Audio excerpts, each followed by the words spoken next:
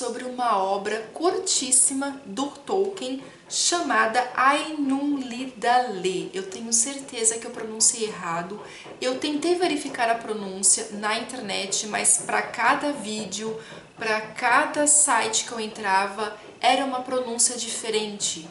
Apesar de que no livro existe lá no finalzinho uma parte de como se pronunciar, mas assim, gente, eu achei muito complicado, então irei pronunciar dessa forma, ok? É uma obra bem curtinha que está inserida aqui no livro do Tolkien. Na verdade, aqui no Silmarillion você possui 4 obras que são bem curtas. Então, essa é a primeira obra que deve ser lida porque o Silmarillion depende dela, né?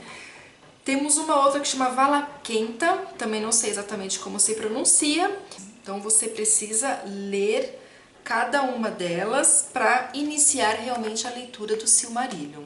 Lá no final temos outras 2 obras curtinhas que se chama Akalabe, irei pronunciar dessa forma, e 2 Anéis de Poder e da Terceira Era, que são coisas independentes que não tem nada a ver com o Silmarillion, ok?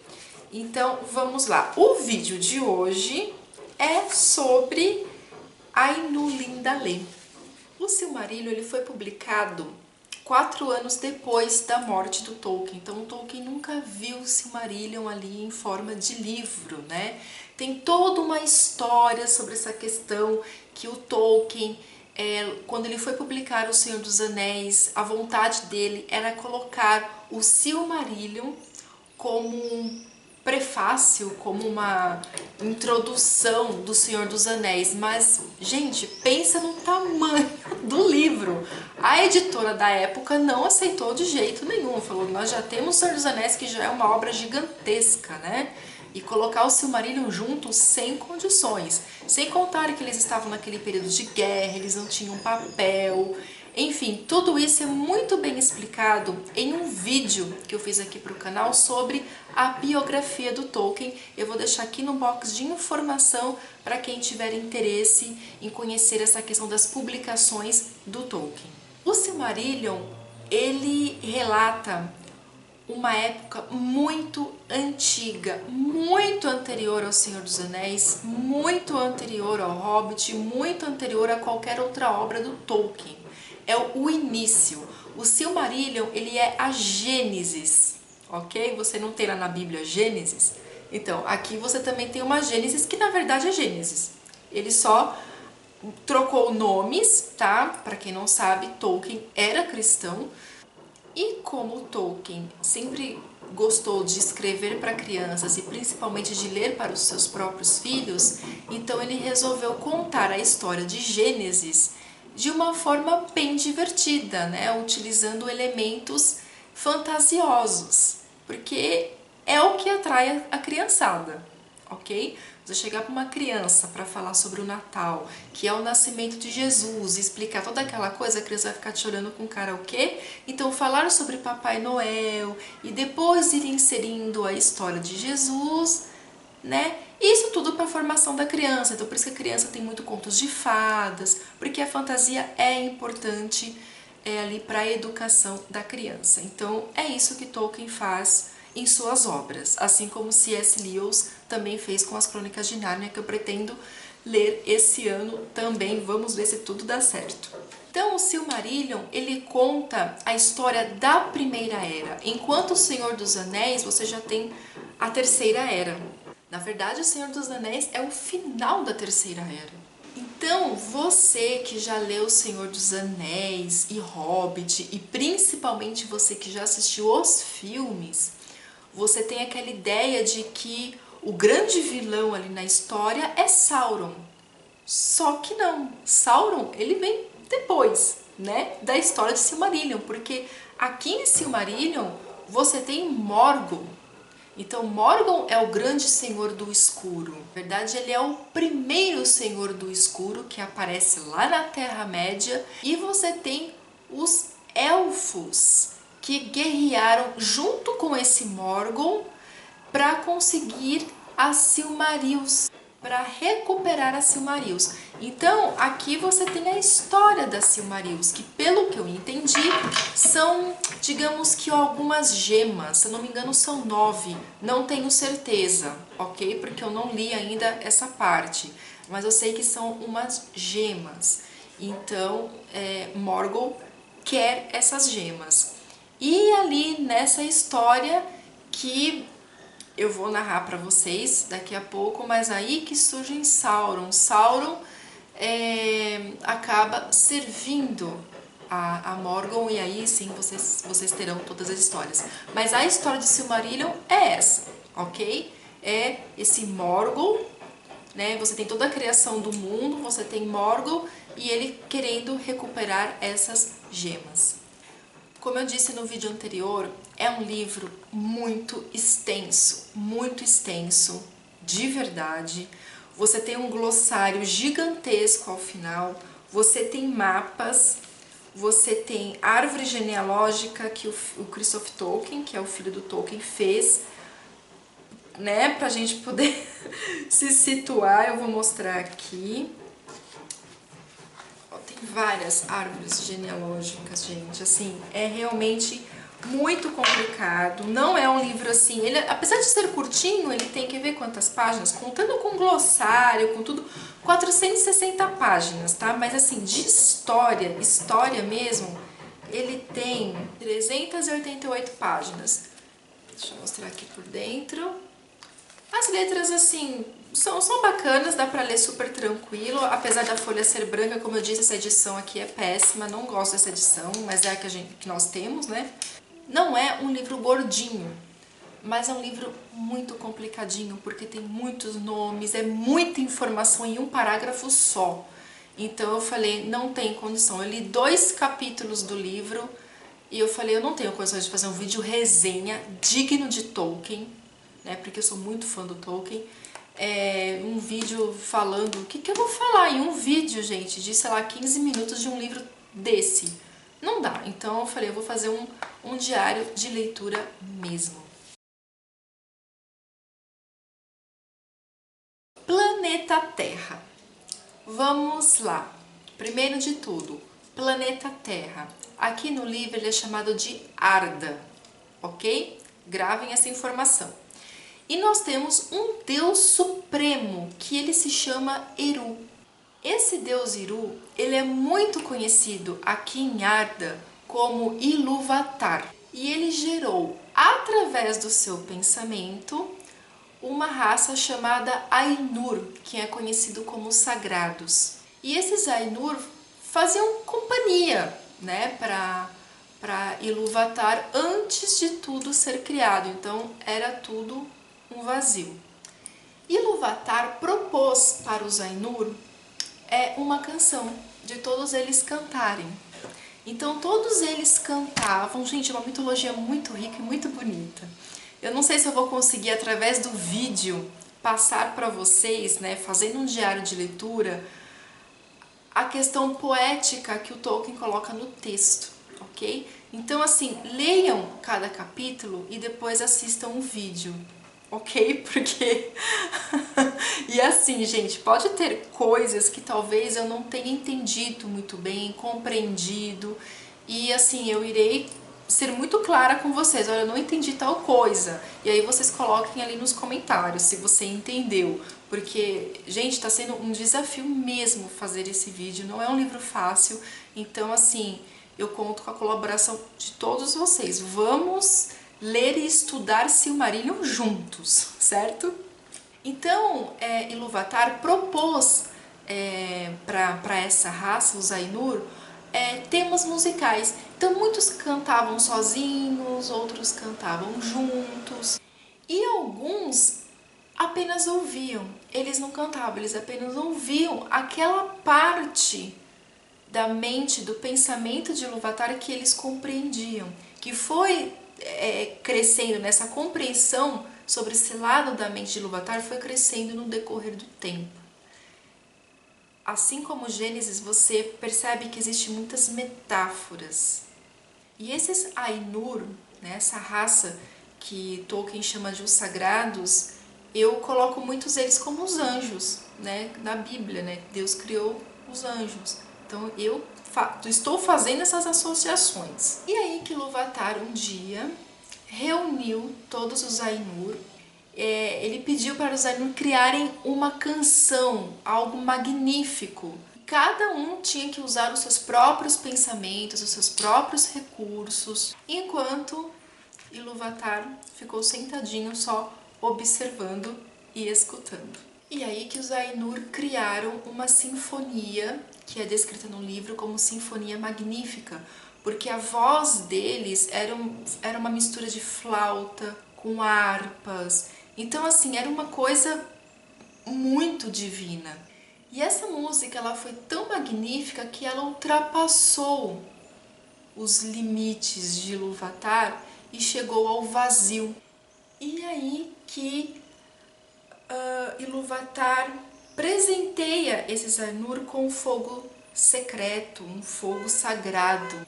E existia um Ainur ali chamado Melkor, que ao som daquela melodia, que era uma melodia perfeita, não havia erros, ela é extremamente perfeita, Melkor começou a se utilizar dos seus próprios pensamentos, da sua própria imaginação, que estava contra aos pensamentos de Ilúvatar. Então, cada um tinha o seu papel, né? Cada um desenvolveu essa melodia de uma forma individual, mas seguindo o tema proposto por Ilúvatar. E Melkor começou a desviar isso, porque ele queria o quê? A glória no seu papel.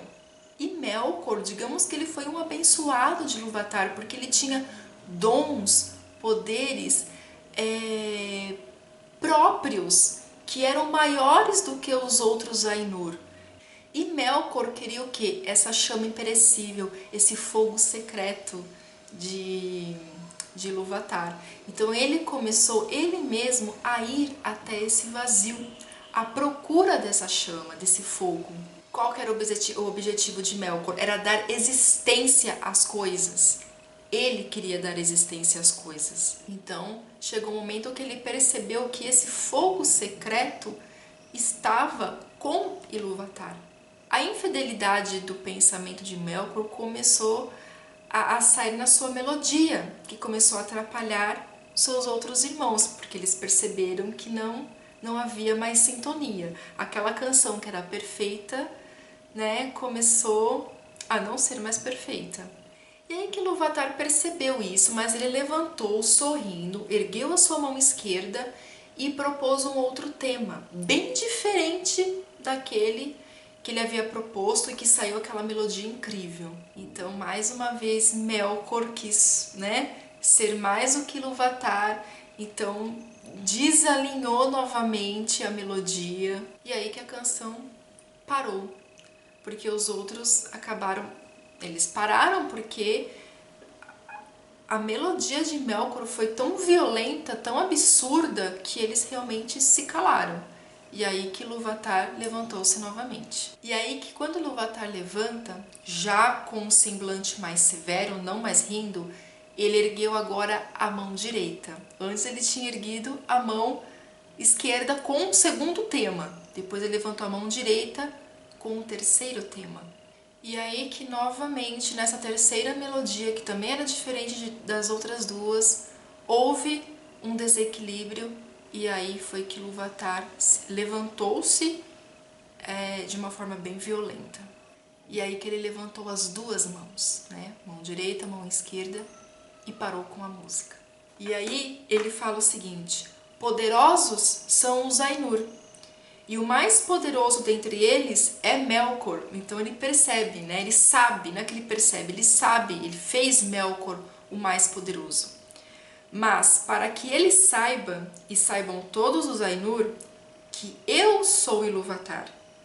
Essas melodias que vocês entoaram, irei mostrá-las para que vejam o que fizeram. Porque conforme eles iam tendo essas melodias, coisas estavam sendo criadas, porque lembram que aquilo atingiu o vazio. O vazio deixou de ser vazio, coisas estavam sendo criadas. E tu, Melkor, verás que nenhum tema pode ser tocado sem ter em mim sua fonte mais remota. nem ninguém pode alterar a música contra a minha vontade. E aquele que tentar provará não ser senão meu instrumento na invenção de coisas ainda mais fantásticas que ele próprio nunca imaginou. E aí o que aconteceu? Os Ainur ficaram assustados, eles sentiram medo, mas eles não conseguiram imaginar o que havia sido criado, o que estava acontecendo. E Melkor, ele ficou envergonhado, né? Porque foi falado ali na frente de todo mundo. Só que essa vergonha dele não foi para um arrependimento, foi para raiva. Da vergonha foi para raiva, então ele começou a sentir raiva de Ilúvatar. Então que Ilúvatar acabou se afastando dessas regiões belas que foram criadas e os Ainur acompanharam Ilúvatar. E aí que Ilúvatar acabou levando os Ainur para ver essa região, né, que havia sido criado nesse vazio. E falou para eles assim: contemplem a música que vocês fizeram. E aí mostrou uma visão para eles e para os Ainur, num lugar onde antes havia somente som, mas que agora não. Agora existia uma outra coisa. Que eles viram um globo no meio do vazio, que é Arda, planeta Terra. E aí que Ilúvatar começou a apresentar o planeta ali através de uma visão, né? Aquele globo, olha, contemplem a música de vocês, porque a música de vocês criou tudo isso. Então eles começaram a perceber que era um planeta bonito e que ele crescia, ele estava crescendo à frente deles. E aí que nesse momento Ilúvatar olha para Melkor e fala o seguinte: e tu, Melkor, descobrirás todos os pensamentos secretos de tua mente e perceberás que eles são apenas uma parte do todo e subordinados à sua glória. Aí os Ainur continuaram contemplando assim, chocados, assim, aquele globo, aquela paisagem, e eles estavam vendo coisas que assim eles nunca conseguiram nem imaginar, que mesmo na canção que eles fizeram, eles não estavam nem imaginando aquilo. E aí que vem a seguinte frase: e com admiração os Ainur viram a chegada dos filhos de Ilúvatar. Então você tem aqui os Ainur e você tem os filhos de Ilúvatar. E também a habitação que era preparada para eles. E perceberam que eles próprios, na elaboração de sua música, estavam ocupados na construção dessa morada, sem saber. No entanto, ele ainda tinha outro objetivo além da própria beleza, pois os filhos de Ilúvatar foram concebidos somente por ele. E surgiram com o terceiro tema. Então, os filhos de Ilúvatar eles surgiram com o terceiro tema e foram colocados, né? Esse planeta foi feito para eles, né? Então, eles foram os primeiros a habitarem a Terra.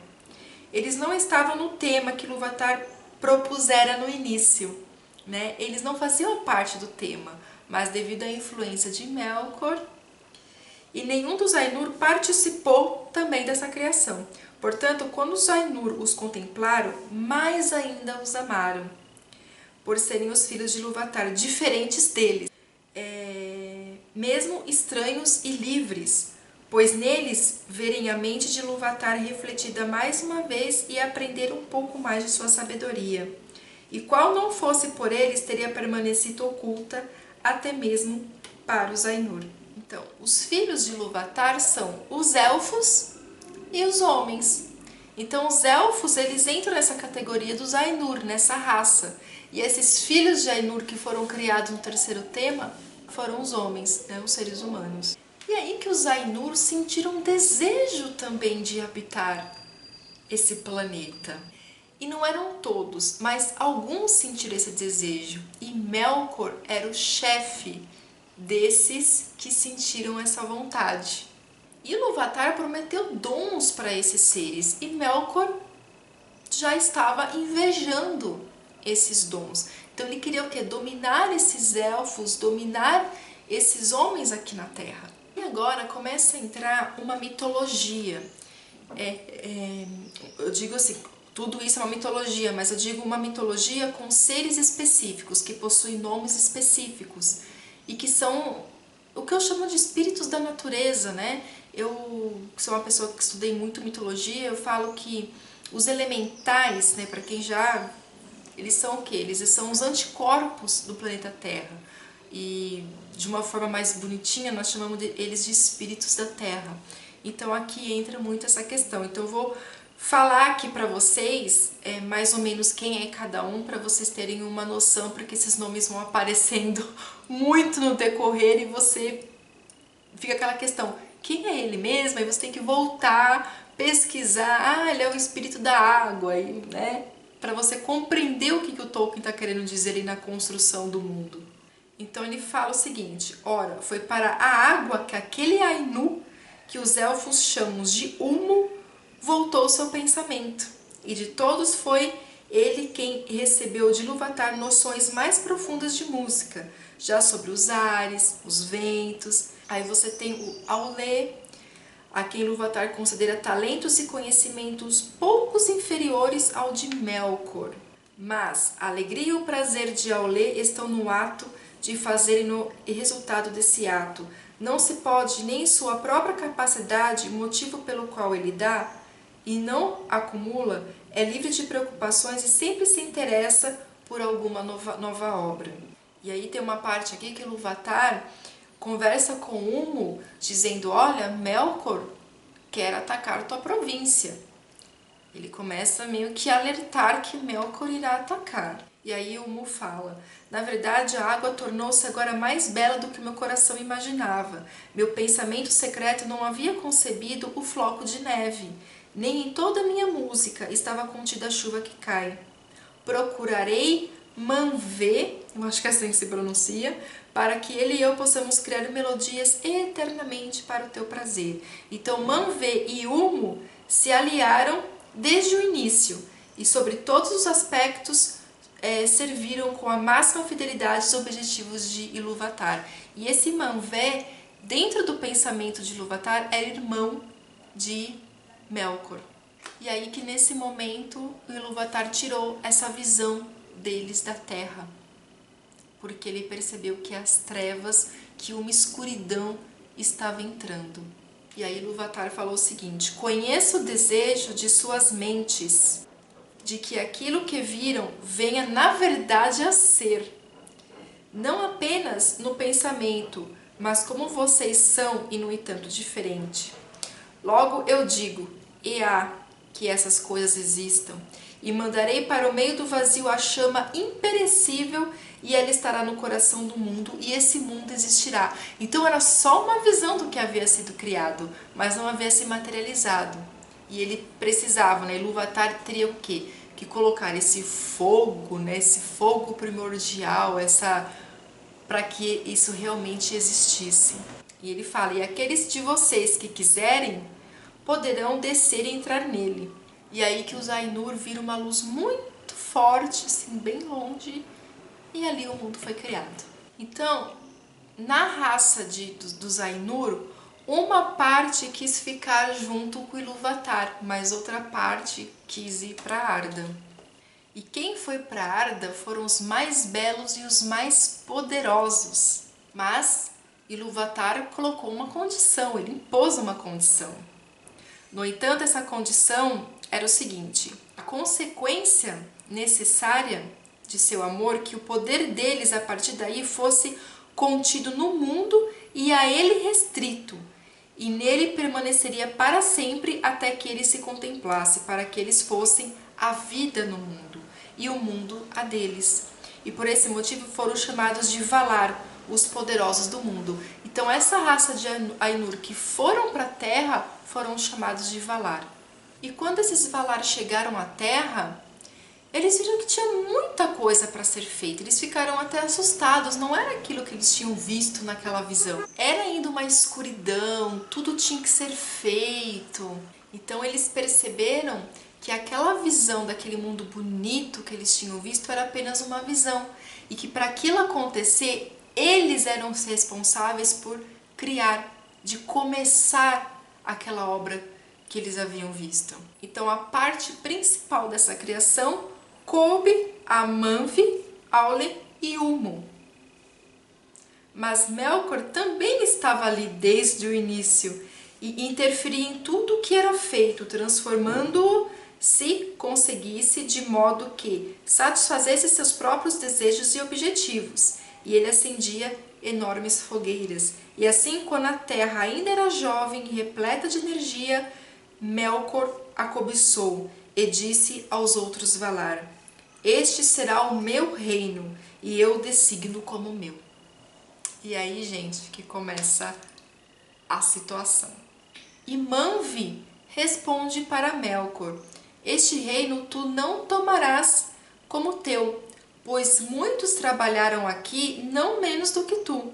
E houve luta entre Melkor e os outros Valar. E por algum tempo Melkor recuou e partiu para outras regiões, e lá fez o que quis, mas não tirou do seu coração o desejo pelo reino de Arda. Então aqui você já tem um inimigo. E aí vem uma questão muito interessante. Então os Valar assumiram formas e matizes, e atraídos para o mundo pelo amor aos filhos de Ilúvatar, por quem esperavam, adotaram formas de acordo com o estilo que haviam contemplado na visão de Ilúvatar, menos na majestade e no esplendor.